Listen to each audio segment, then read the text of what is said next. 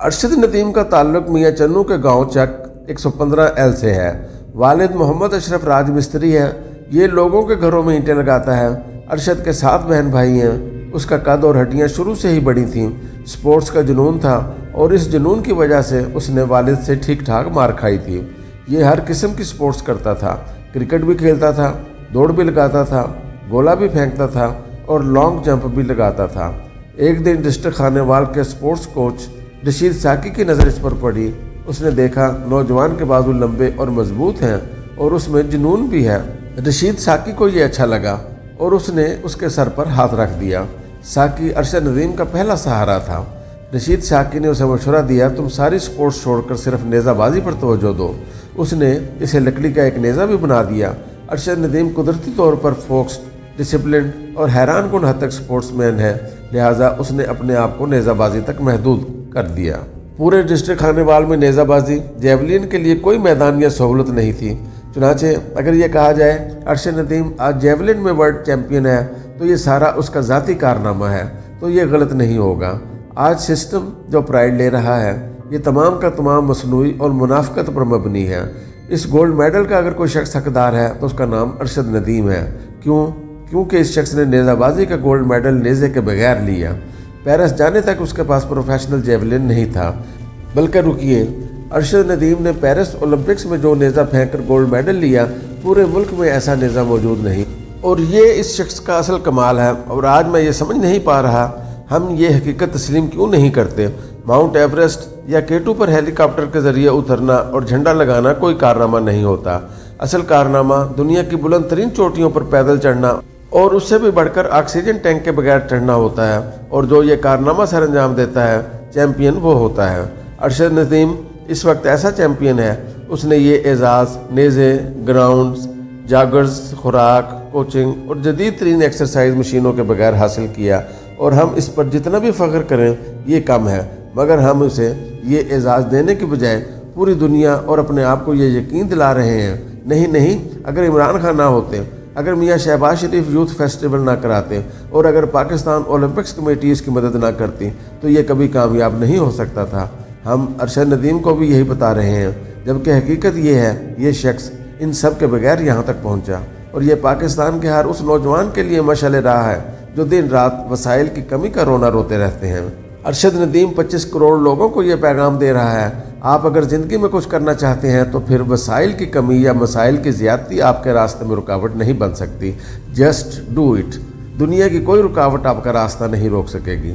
مجھے یہ سمجھ نہیں آ رہی ہم یہ ماننے کے لیے تیار کیوں نہیں ہیں ارشد ندیم ایک راج مستری کا بیٹا ہے، یہ گاؤں کا رہنے والا ہے، یہ میڈل سے آگے نہیں پڑھ سکا، اس نے دیسی ہاتھ سے بنائے ہوئے نیزے سے پریکٹس کی، اسے آخری اسٹیج سے پہلے اچھی کوچنگ نہیں مل سکی، یہ غربت میں پلا، اس کے پاس ایکسرسائز کا سامان نہیں تھا، اور اس نے سیمنٹ اور بانس سے ڈمبل بنا کر ایکسرسائز کی، اور اسے 2023 سے پہلے سرکاری سرپرستی حاصل نہیں تھی، اور اس شخص نے اس کے باوجود 40 سال بعد پاکستان کو گولڈ میڈل دلا دیا۔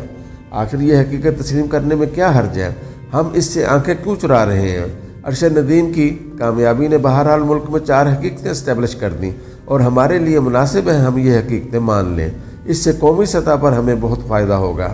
پہلی حقیقت، قوم اچھی خبروں کو ترسی ہوئی ہے، ہمیں ہر طرف سے مار پڑ رہی ہے اور ہمیں روزانہ ہر سمت سے بری خبریں ملتی ہیں۔ اس عالم میں ایک گولڈ میڈل نے پورے ملک کو خوش کر دیا، لوگ گلے مل کر خوشی سے رونے لگے اور ایک دوسرے کو مبارکباد دینے لگے۔ ہمیں وٹامن خوشی کی اس کمی کا احساس کرنا چاہیے اور قوم کے لیے روزانہ کسی نہ کسی خوشی کا اہتمام کرنا چاہیے۔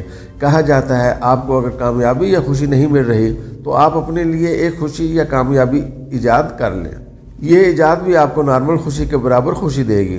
دوسری حقیقت، پاکستان میں کرکٹ کے علاوہ دوسری سپورٹس کی سہولتیں نہیں ہیں۔ ہم من حیث القوم اس غلط فہمی کا شکار ہیں دنیا میں صرف ایک ہی سپورٹس ہے اور اس کا نام کرکٹ ہے، جبکہ 1992 اور 2009 کے بعد کرکٹ نے قوم کو ہمیشہ اداس، پریشان اور مایوس کیا۔ پیرس اولمپکس میں سپورٹس کی 32 کیٹیگریز تھیں۔ حکومت کو چاہیے یہ اولمپکس کی تمام گیمز کا ڈیٹا لیں اور ان کے لیے چھوٹی چھوٹی کمیٹیاں بنا دے اور انہیں ٹارگٹ دے۔ یہ اگلے اولمپکس تک ارشد ندیم جیسے 2 درجن کھلاڑی سامنے لے آئیں۔ یہ کمیٹیاں پورے پاکستان سے ٹیلنٹ جمع کریں، اور جس طرح میاں شہباز شریف نے 2012 میں لاہور میں یوتھ فیسٹیول منعقد کیا، ارشد ندیم بھی اسی یوتھ فیسٹیول میں پہلی بار سامنے آیا تھا۔ इस जैसे यूथ या स्पोर्ट्स फेस्टिवल तमाम सूबों में किए जाए और वहाँ पोजीशन हासिल करने वालों को इस्लामाबाद लाकर फेडरल फेस्टिवल किया जाए और इनमें जो खिलाड़ी सामने आए उनकी इंटरनेशनल लेवल की कोचिंग कराई जाए। हुकूमत सदियों से बने हुए स्पोर्ट्स बोर्ड का जायज़ा भी ले और जो बोर्ड पिछले 10 या 20 साल में कोई बड़ा तमगा हासिल नहीं कर सका या अरशद नदीम जैसा एक भी खिलाड़ी पैदा नहीं कर सका, वो बोर्ड तोड़कर उसके बजट से 10-20 जेवलिन लेकर अरशद नदीम जैसे खिलाड़ियों को दे दें। ये ज़्यादा बेहतर होगा। तीसरी हकीकत, हमारा मुल्क बुरी तरह क्रेडिट लेने की बीमारी में मुब्तला है। अरशद नदीम ने जो ही नेज़ा फेंका, पूरा मुल्क उस कामयाबी के क्रेडिट के लिए दौड़ पड़ा। मियाँ चन्नू में अगर किसी शख्स ने इस खिलाड़ी को कभी 1 किलो दूध भी बेचा था तो उसने दावा कर दिया कि ये मेरी भैंस के दूध का कमाल है। अगर किसी ने अरशद नदीम के वालिद से अपने घर या दुकान में 10 ईंटें लगवाईं तो उसे महसूस हुआ ये उसकी नेक कमाई का सिला है। आप मियाँ चन्नू के दूध वाले से लेकर इमरान खान तक सबको देख लें, इन सब के वो कारनामे याद आ गए जिनके नतीजे में अरशद नदीम जैसा खिलाड़ी पैदा हो गया। सोचने की बात यह है, अगर ये तमाम लोग इतने ही कारीगर थे तो इनका कारनामा सिर्फ एक शख्स तक महदूद क्यों रहा? नूरे दोती की भैंस से सैकड़ों लोग मुस्तफीद हुए होंगे, वो इस दूध से अच्छे क्रिकेटर्स, हॉकी के प्लेयर्स या एथलीट क्यों नहीं बन गए? मियाँ शहबाज शरीफ के यूथ फेस्टिवल में 1400 खिलाड़ियों ने हिस्सा लिया था और इमरान खान दौर के एथलेटिक्स फेडरेशन ऑफ पाकिस्तान के सदर रिटायर्ड जनरल अकरम शाही का दस्ते मुबारक सैकड़ों हज़ारों खिलाड़ियों के सर पर रहा था, लेकिन वो तमाम खिलाड़ी इस हाथ की बरकत से क्यों महरूम रहे? उन सबको भी तो अरशद नदीम बनना चाहिए था, वो क्यों नहीं बन सके? बात सीधी और सच्ची है, ये कारनामा सिर्फ अरशद नदीम का है और ये हार सिर्फ और सिर्फ उसके गले में पड़ना चाहिए और क्रेडिट की दौड़ में लगे तमाम लोगों को अपनी हार मानकर अरशद नदीम की हिम्मत, जुर्रत और मेहनत को सलाम करना चाहिए। उन्हें ये मान लेना चाहिए ये शख्स सिस्टम से बड़ा साबित हुआ और उसने पेरिस के स्टेडियम में नेज़ा फेंकने से पहले इस मुल्क के हज़ारों नेज़े नंगे पांव क्रॉस किए थे और सिस्टम के किसी नेज़े को अपनी हिम्मत, अपनी जुर्रत और अपने हौसले तक नहीं पहुंचने दिया था। ताहम हमें मियाँ शहबाज शरीफ को ये क्रेडिट ज़रूर देना चाहिए। उन्होंने 2012 में पंजाब में यूथ फेस्टिवल स्टार्ट किए। ये बहुत अच्छी एक्टिविटी थी, मगर अफसोस ये भी बाद अज़ां बंद हो गई। अगर ये सिलसिला चलता रहता तो अरशद नदीम जैसे 10-20 खिलाड़ी और भी निकल सकते थे। वज़ीर आला पंजाब को चाहिए कि ना सिर्फ इसे दोबारा स्टार्ट करें बल्कि पंजाब में टैलेंट डिस्कवरी यूनिट बना दें। ये यूनिट वेबसाइट बनाए, एक टोल फ्री नंबर लें और 24 घंटे खुलने वाला दफ्तर बनाए। पूरे सूबे से टैलेंटेड नौजवान इस यूनिट में खुद को रजिस्टर कराएं, माहिरीन उनका फ़न देखें और इसके बाद उनके टैलेंट को प्रमोट करें। इससे मुल्क या सूबे का जहन बदल जाएगा। हमारी चौथी हकीकत यह है, हम मिन हैसल कौम स्यापे की नैन बन चुके हैं। हम खुशी को खुशी नहीं रहने देते। अरशद नदीम का गोल्ड मेडल पूरी कौम के लिए खुशी का मौका था, लेकिन हमने इसमें भी एक दूसरे की ट्रोलिंग शुरू कर दी। पीटीआई ने नून लीग को गालियां देना शुरू कर दी और नून लीग ने पीटीआई का स्यापा शुरू कर दिया। दूसरी तरफ कौम ने अरशद नदीम की गुर्बत, उसके घर और गांव की हालत, वापडा की मुलाजमत और फिर इस मुलाजमत से फरागत, नेज़े की कमी और सीमेंट के डंपल दिखा दिखा कर कौम को उदास कर दिया। हमने खुशी के इस मौके को भी स्यापे में बदल दिया।